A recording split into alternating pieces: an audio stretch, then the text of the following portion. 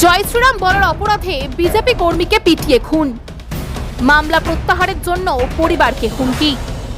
9 বছর ঘর ছাড়া মৃতের স্ত্রী ও সন্তান। রাজ্যে পালাবদলের পর নতুন করে বিচারের আশায় স্থানীয় থানায় অভিযোগ।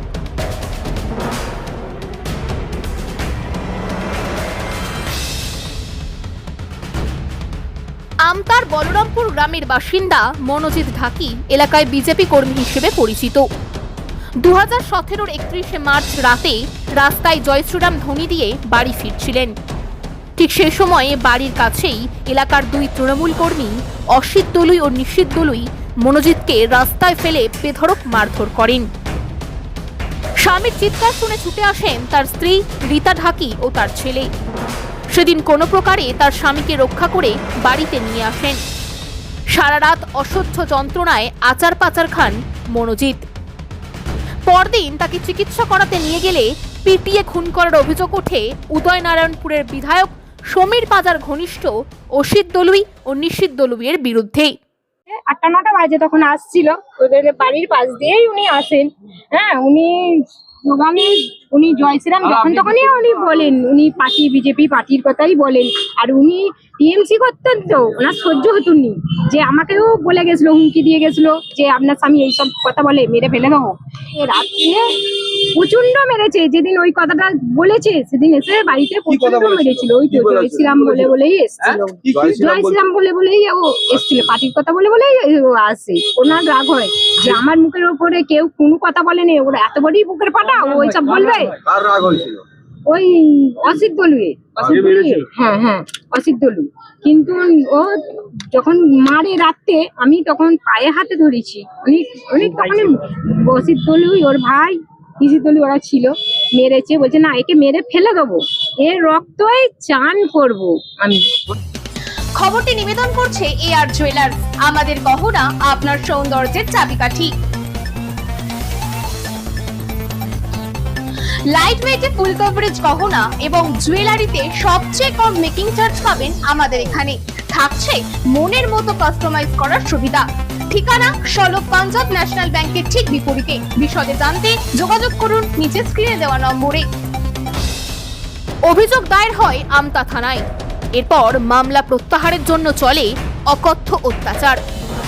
অবশেষে বাড়ি ছাড়তে বাধ্য হন মৃতের স্ত্রী ও তার ছেলে।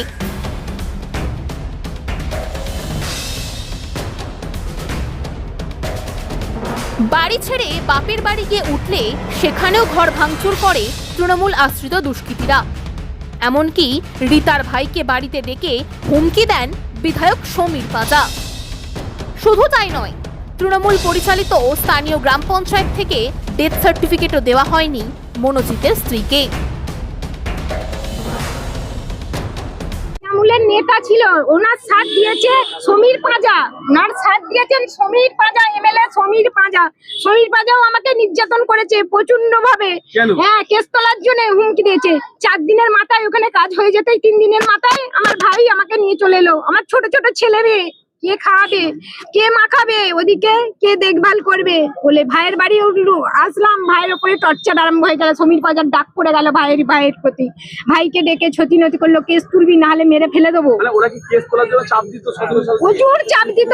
গ্রাম ছাড়া ছিলেন? গ্রাম ছাড়া হয়ে ওখানে ছিলাম। এই দিকেও আমি এখানে তো 9 বছর গ্রাম ছাড়া হয়ে বাপের বাড়ি ছিলাম।